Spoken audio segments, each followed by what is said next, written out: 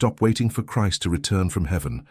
While millions of people look up expecting a physical, literal return, the most documented clairvoyant of the 20th century revealed, days before he died, exactly where Christ already is. And it's not where any religion taught you. Edgar Cayce gave over 14,000 psychic readings in a trance state, each word transcribed by stenographers, each file sealed, each prediction recorded over more than 40 years. And in the last reading he gave before collapsing in January of 1945, he described a truth about Jesus that the foundation created in his name kept silent for decades. A truth about who he really was, about where he was during the 18 years the Gospels erased, and about what is happening right now inside your body, inside your field, without most people noticing. If you feel that traditional religion has stopped giving you answers, if you've been having strange dreams, synchronicities you can't explain, a spiritual restlessness that seems to come from somewhere else, pay attention. Because what Cayce saw in trance wasn't doctrine, it was mechanics. It was the map of how a specific consciousness reincarnated hundreds of times in human history until it completed itself in the figure of Jesus. And it was, above all, the warning that this same consciousness is now trying to install itself in you. In the next few minutes, you will understand Cayce's last revelation, the line of incarnations he saw, the hidden years of Jesus, the so-called Christ consciousness, and why he stated, a few weeks before losing his speech forever, that the return of Christ would not happen in the sky. It would happen within, person by person, and possibly within you right now. January 3rd, 1945. Cayce goes into trance for the last time. The man who spent over 40 years lying on a couch, closing his eyes and accessing what he called the Akashic records, the field of information where all human memory is recorded, gives his final reading. A week later, he dies. His body simply shut down, exhausted from being used as a bridge to another dimension. The doctors who accompanied him warned for years that he was destroying himself. Each reading consumed from him what a physical journey of hours would consume from any ordinary man. He knew. He continued anyway, because what was coming through him in the final months could not wait. And among the last readings he gave, there is a specific set that the archivists of the Edgar Cayce Foundation classified, for decades, as restricted access material. Not because it contained magic, not because it contained dangerous occultism, but because it contained a statement that, if openly presented to the Christian world of the 1940s, would have destroyed the credibility of all of Cayce's work and labeled him a heretic. That statement involved the real identity of Jesus, the spiritual mission that Jesus supposedly took on, not as the founder of a religion, but as an agent of a transition. And the return of Christ, which Cayce described not as a cosmic event visible in the sky, but as a silent process of reordering human consciousness, activated by each person individually. Cayce described this process methodically, almost clinically, as if he were describing the workings of a machine, and he stated, with absolute certainty, that the trigger for this transition had already been pulled, that from a certain point in the 20th century, this consciousness would begin to install itself in ordinary individuals, without fanfare, without stars falling, without trumpets, only an internal reordering, cell by cell, decision by decision, dream by dream. And it is this that many researchers decades later began to analyze seriously. Because when you cross the patterns described by Cayce in 1945 with what is happening right moment of humanity, the coincidence borders on the uncomfortable, the collective crisis of meaning, the collapse of institutions, the explosion of contemplative practices, the acceleration of subjective time. Everything he described as signs of the transition is there right in front of you every day. And the question Cayce asked at the end of the reading, silently, was simple. Who is ready to be the vehicle of that consciousness? Not a crowd, not a nation. One by one. To understand the weight of what Cayce revealed, you need to understand who this man was. Edgar Cayce was born in 1877 on a farm in Hopkinsville, Kentucky, a practicing Christian since childhood, Bible under his arm. Life goal, to read the entire Bible once for each year of his age. As a child, he already displayed a strange gift. At 6, he told his parents he talked to invisible people in the woods behind the house. At 13, he reported an experience with a luminous figure, which he described as a lady dressed in white who appeared to him and asked what the deepest desire of his heart was. He replied that he wanted to help people, especially sick children. And from then on, the gift took hold. Little by little, he discovered that if he slept on a book, he would wake up knowing its contents. That if he lay down in a receptive state and someone asked a specific question, his voice would answer things he himself, awake, did not know. Over the course of his life, he was called the sleeping prophet, because only in a trance, lying down with his breathing slowed, did he access that field. Awake, he was a simple man, a photographer, then a salesman. Practically no advanced formal education. But in trance, he diagnosed diseases from a distance with medical precision that baffled cardiologists. In trance, he described the hidden anatomy of people he had never seen, in cities he had never entered. And in trance, increasingly, messages began to come that brutally collided with his traditional Christian faith. Messages about reincarnation, about lost continents, about a line of human soul incarnations spanning entire civilizations. And here is where the story becomes psychologically fascinating, because Cayce, awake, rejected much of what he said while asleep. He considered it incompatible with the Bible. He went through severe crises of faith. He nearly stopped the work several times, but people were healed, the diagnoses were accurate, and he imposed strict rules on himself. Never charge directly for the spiritual readings, never use the gift for personal profit, never make predictions to get rich. Each rule, an attempt to keep his conscience clean in the face of what was flowing through him. Over more than 40 years, this archive grew. 14,000 readings, thousands of pages, one of the largest documented psychic archives in the Western world. And here is where the lesson for you begins. Because Cayce was a receiver, he accessed the information field in a state of total nervous system surrender. Awake, his body vibrated at a frequency of conflict, fear, Christian guilt, doubt. Asleep, he accessed the frequency of coherence, and his dilemma is exactly yours. You read manifestation books, you make affirmations, you try to believe, but your body all day long vibrates at the signature of scarcity, of tightness, of tension, of unworthiness inherited from generations. And the field, as Cayce discovered, does not respond to your words, it responds to your state. That is why I prepared the Prosperity Magnet for you, a 28-day journey designed to reprogram your body's vibrational signature, to exit the identity of scarcity you inherited, and to imprint onto your biology the internal state of the person whom money, opportunities, and the right people naturally seek. It's all in the first pinned comment right below this video. If you understand that your external reality is merely the mirror of frequency you emit internally, and now comment, I activate the magnet. That comment is your first signal to the field, your first instruction to your body that the old state is over.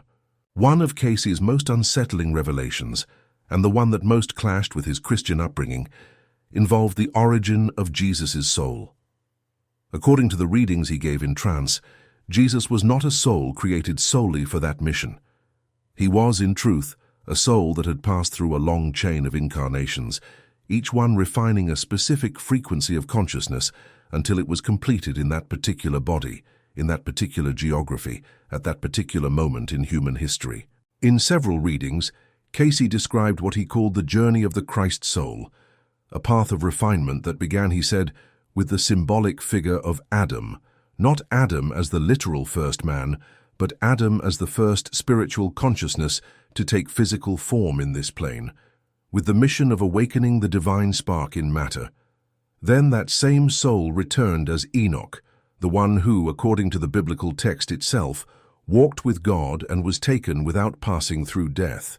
Then as Melchizedek, the priest without genealogy, who appears in the book of Genesis blessing Abraham and then disappears without explanation. Then as Joshua, the successor of Moses, who crossed the Jordan.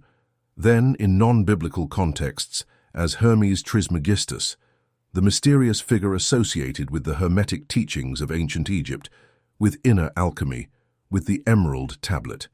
and finally, at its point of completion, as Jesus of Nazareth. Each incarnation, according to Cayce, was a stage of vibrational refinement. Each one brought a specific teaching. Each one prepared the body, the genealogy, the emotional heritage for the next. Think of how a crystal forms, layer by layer under specific pressure over millennia, until it reaches the exact molecular structure that allows it to refract light in a unique way. No single layer in isolation makes the crystal. It's the accumulation. It's the exact order. It's the geological patience of the process. The Christ soul, according to Cayce, underwent that same kind of formation, not geological millennia, but spiritual cycles equally long.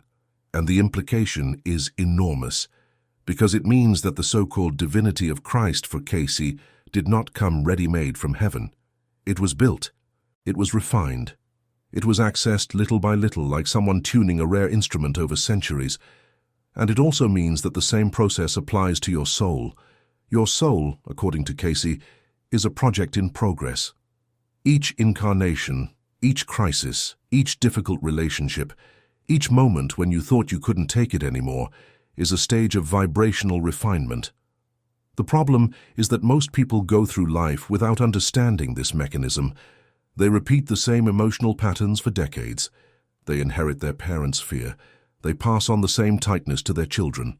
And the refinement, which could happen in years, drags on for entire lifetimes.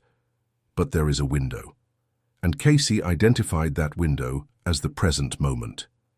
As you listen, your field is being reordered. The human soul progresses by refining frequency, incarnation after incarnation. The question is, do you want to take another 3 decades to refine yours, or do you want to use the tools that already exist today? The magnet of prosperity is in the first pinned comment. 28 days, a new internal signature. Comment: I choose to refine now. There is an entire silence in the canonical Gospels that almost no one notices. From the age of 12 to 30, practically nothing is said about Jesus. 18 years erased. 18 years in which the most influential figure in human history simply disappears from the official records. And it is precisely this period that Cayce was most detailed about in his readings. According to the material channeled by the sleeping prophet, during those 18 years, Jesus undertook a pilgrimage of studies. He would not have remained in Nazareth learning only carpentry from Joseph. He would have traveled, he would have studied, he would have been initiated into spiritual currents that were active in various parts of the ancient world. Cayce described, in detail, an extended passage through Egypt, specifically through the remaining temples of Heliopolis, where ancient circles of initiated priests preserved knowledge about the subtle anatomy of the human being, about the vibratory nature of the universe, about what we would today call the physics of consciousness. He described initiations in underground chambers. He described training in breathing, fasting, internal discipline. He described Jesus as a silent student, absorbing what the masters had to offer, without declaring himself as the one who was to come. Afterwards, according to Cayce, came the period with the Essenes, the separatist community that lived in Qumran on the shores of the Dead Sea, the same group whose manuscripts were found in caves centuries later and revolutionized biblical studies. The Essenes, according to Cayce, would have prepared the body and mind of Jesus for what he described as the final anchoring of Christ consciousness, a methodical, ritualistic preparation involving dietary purification, specific sleep rhythms, practices of contemplation. After that, still according to Cayce, came the journey to India, contact with schools of Vedic wisdom, the absorption of concepts such as karma, dharma, transmigration, the illusory nature of attachment, and possibly contact with Buddhist currents already consolidated in the region. And here Cayce described something important. Jesus would not have gone to India as a spiritual tourist. He would have gone as a student conscious of the mission he was to assume. Every master he encountered, every tradition he studied, every initiation he underwent, was a specific chapter in an anatomically exact preparation. Like a doctor who must master chemistry before operating, like an engineer who must master physics before building. He was being formed for a function that no one before had fully executed, and his return to Galilee, at 30 years of age, marks the moment when the preparation ends and the anchoring begins. Cayce described Jesus as someone who was not founding a religion. He was, on the contrary, synthesizing what was deepest in all the spiritual traditions that existed before him. He was extracting the core. He was purifying the central message, removing the doctrinal excess, the ritualistic excess, the excess of caste and priestly privilege, and returning to humanity a clean, direct, executable version of the only teaching that matters. The teaching that the divine is not in any temple, in any caste, in any closed book, in any intermediary priest. It is within. And it is accessible to any human being, in any condition, in any geography, as long as that human being enters into coherence with their own essence. That synthesis, that universality, is what Cayce identified as the real legacy of Jesus, a legacy that the institutional church, centuries later, would have largely obscured, transforming into dogma what he had offered as direct access. And it is here that Cayce's message becomes uncomfortable for any religious structure. Because if Jesus' real legacy was to restore direct access to the divine to each individual, the role of any intermediary becomes secondary. And the responsibility for one's own spiritual evolution returns entirely to your hands. And here we arrive at the core of Cayce's revelation, that which he described as the central teaching, the non-negotiable teaching, the teaching that Jesus would have synthesized from everything he learned in his travels and from the long evolutionary chain of his own soul. The Christ consciousness. And here is where most people confuse everything. Christ consciousness, according to Cayce, is not faith, it is not doctrine, it is not attending services, it is not believing in the right things. It is a state, a specific state of internal coherence where the heart, the brain, the body, and the individual's electromagnetic field enter into unison resonance with what Cayce called the original divine pattern. It is the same state, according to him, that any human being can access. It is not a privilege of Jesus. It is the model that Jesus came to demonstrate. He was the first to incarnate this state in a total, sustained way, without oscillation. And in doing so, he left a kind of vibrational map in the collective field of humanity, a map that other human beings, centuries later, can download, can replicate, can activate. When you understand this, the phrase repeated by Jesus, "The kingdom of heaven is within you," ceases to be religious poetry and becomes a technical instruction. He was describing the exact location of that state, not in heaven, not in the temple, within. And it was precisely about that state that Cayce spoke in his most advanced readings. He stated that humanity would go through, at the end of the 20th century and the beginning of the 21st, a period of upheaval. He described severe climate changes, geological changes, axis shifts, cascading economic crises, crises of meaning, collapse of institutions that seemed eternal. He also described the emergence of a growing number of ordinary individuals who, quietly, would begin to anchor this Christ consciousness in ordinary bodies, in ordinary lives, in ordinary cities. Not preachers, not gurus. People working, raising children, driving cars, staring at their phone screens at 3 in the morning, feeling that something was awakening internally without knowing how to name it. And Cayce was categorical about what would happen in this transition.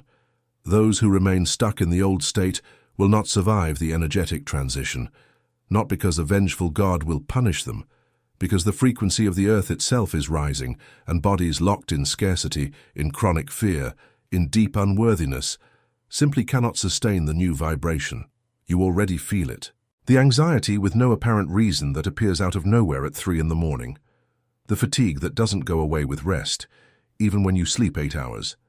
The inexplicable irritation with things that used to not affect you. The strange sensation that something big is on its way but you can't name it. The vivid dreams that have returned. The synchronicities becoming more frequent. People from the past showing up out of nowhere. Repeated numbers. A sudden urge to change everything without knowing why. This is the transition hitting your body. And you have exactly two choices in the face of it. To face this transition unarmed, passively waiting for it to pass, betting that your body can take it, or to go into it armed, with a tool built precisely for this exact point in the timeline. O Iman de Prosperidade is in the first pinned comment right below. 28 days to reprogram your field before the next wave of transition arrives with full force. Cayce was clear in more than one reading. Real prosperity, real stability, real peace are only the external reflection of the internal coherence you manage to sustain. Without coherence, no money stands, no relationship lasts, no healing remains. This is your ultimate responsibility in the face of everything he saw. Comment now EU attraverso consciente. There is in the Cayce archive a short passage almost buried in the volume of the last readings. A passage that, according to the archivists who worked with the original material, was given in a low voice, almost whispered. Cayce was already visibly debilitated. His body was shutting down. And what he described on that occasion was, according to those present, the apex of everything. He stated, with the certainty of one who sees through the walls of time, that the return of Christ would not be an event. There would be no descent in the clouds. There would be no visible figure, crowned, wielding a sword, appearing in the sky for all to see. The countries at the same time. There would be nothing like what traditional religious paintings describe. The return of Christ, said Cayce, is a process, a silent, distributed process, almost invisible to external eyes. It happens person by person, activation by activation, heart by heart. Each individual who enters coherence with Christ consciousness anchors that state at a specific point in the human field. And when enough of those points are anchored, all of humanity will undergo a phase change, like water boiling. It isn't the last molecule that changes everything. It's the accumulation of previous changes that makes the system shift state. And the final reading, according to the records, was ended with a simple statement. Each one has their role. Each one. Cayce died a few days later, and what he left recorded was, in essence, a responsibility. The individual responsibility for one's own transformation. The refusal to outsource to an external figure, to a dramatic second coming, to a collective rescue, what can only happen internally. And this is where this video ends, but the most important part begins. You can close this screen now. Tomorrow morning, your body will wake up exactly as it woke up today. The same worries looping on repeat, the same tightness in your chest before opening your phone, the same feeling, almost imperceptible, that you're behind in your own life, the same internal frequency that generates the same external reality. Or you can do what Cayce pointed to as the only real path. Begin the awakening inside you, now, as a direct instruction to your own body, not as blind faith, not as hope that something out there will save you. As a neurobiological decision to anchor a new internal state starting this minute. The biology is waiting for your instruction, the field is waiting for your signal, and Christ, according to Cayce, is not in heaven. He is encoded in your own essence, and he activates exactly when you decide to activate. If you understand this, comment now, I am the portal, and carry that phrase into your next hour, into your next day, into your next awakening. Because from that command, something begins to reorder within you. Silently, precisely, exactly the way Cayce described it, lying on a couch moments before leaving this plane, whispering the only phrase that truly mattered. The kingdom was always within. Always. And now, you decide.